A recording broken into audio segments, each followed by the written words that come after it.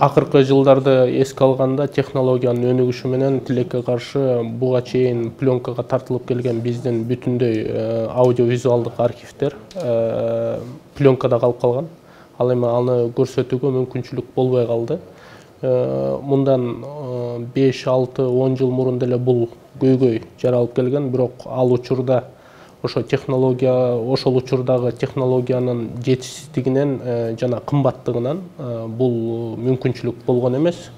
Былтыр ушул көйгөй кайра жаралгандыктан чечүү максатында биз Кыргызстандагы ТИКА уюмуна кайрылганбыз. Себеби дегенде технологиянын өнүгүшү менен Blackmagic фирмасы ошо пленканы санариптештирүү технологиясын ойлоп таап, экинчи поколениядагы үлгүсүн чыгарышты. ТИКАнын колдоосун таап, ушул аппаратка ээ болдук десек болот да.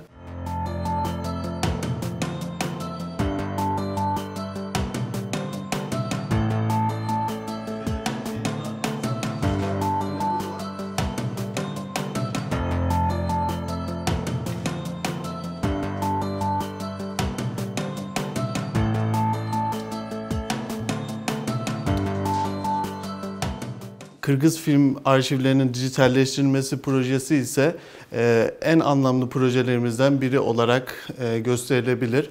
Çünkü arşiv bir milletin hafızasıdır. Biz de bu hafızayı geleceğe aktararak ciddi bir projeyi hayata geçirdiğimizi düşünüyoruz.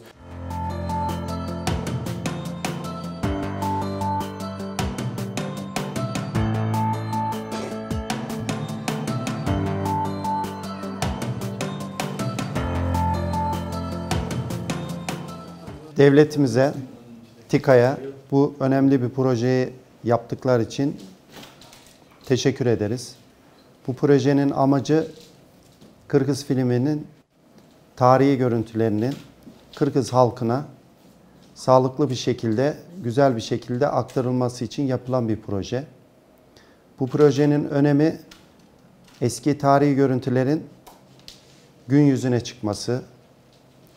Bu gün yüzüne çıkarken de tüm dünyaya gösterilmesi. Bu vesileyle biz de TRT olarak burada arkadaşlarla birlikte fikir alışverişi yaptık. Fikirlerimizi, bilgilerimizi arkadaşlara sunduk.